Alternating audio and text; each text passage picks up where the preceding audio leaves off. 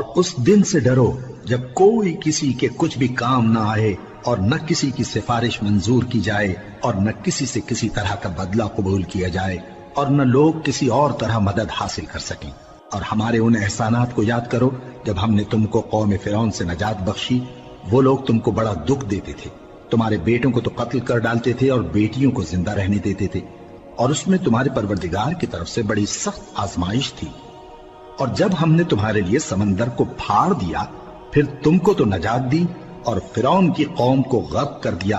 اور تم دیکھ رہے تھے۔ اور جب ہم نے موسیٰ سے 40 رات کا وعدہ کیا تو تم نے ان کے پیچھے بچڑے کو معبود مقرر کر لیا اور تم ظلم کر رہے تھے۔ پھر اس کے بعد ہم نے تم کو معاف کر دیا تاکہ تم شکر کرو۔ اور جب ہم نے موسیٰ کو کتاب اور معجزے عنایت کیے تاکہ تم ہدایت حاصل کرو۔ اور جب موسیٰ نے اپنی قوم کے لوگوں سے کہا کہ بھائیو، تم نے بچڑے کو معبود ٹھہرانے میں اپنی جانوں پر ظلم کیا ہے، تو اپنے پیدا کرنے والے کے آگے توبہ کرو،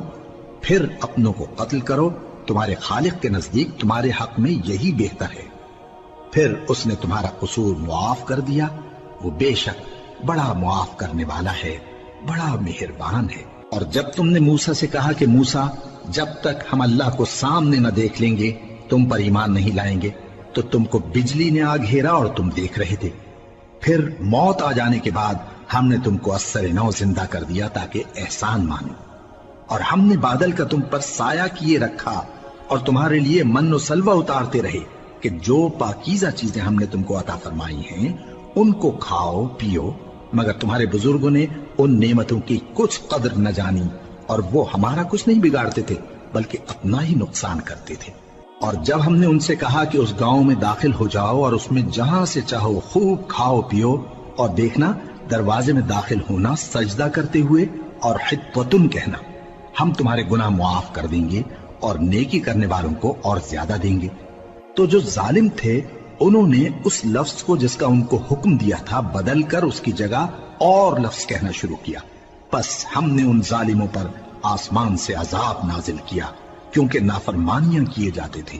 اور جب موسیٰ نے اپنی قوم کے لیے ہم سے پانی مانگا تو ہم نے کہا کہ اپنی لاٹھی پتھر پر مارو۔ انہوں نے لاٹھی ماری تو اس میں سے 12 چشمے پھوٹ نکلے اور تمام لوگوں نے اپنا اپنا گھاٹ معلوم کر کے پانی پی لیا۔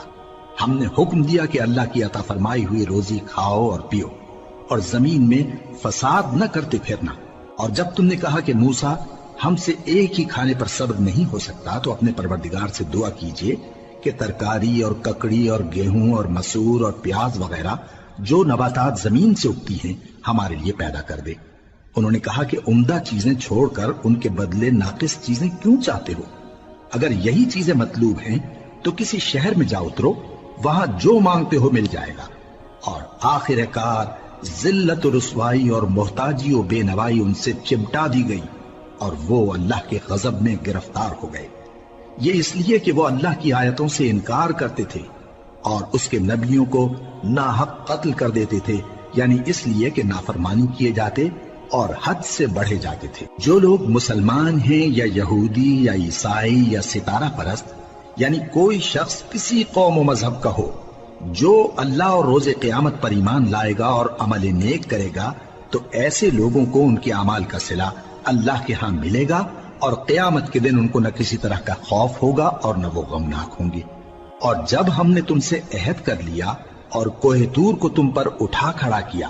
اور حکم دیا کہ جو کتاب ہم نے تم کو دی ہے اس کو زور سے پکڑے رہو اور جو اس میں لکھا ہے اسے یاد رکھو تاکہ عذاب سے محفوظ رہو،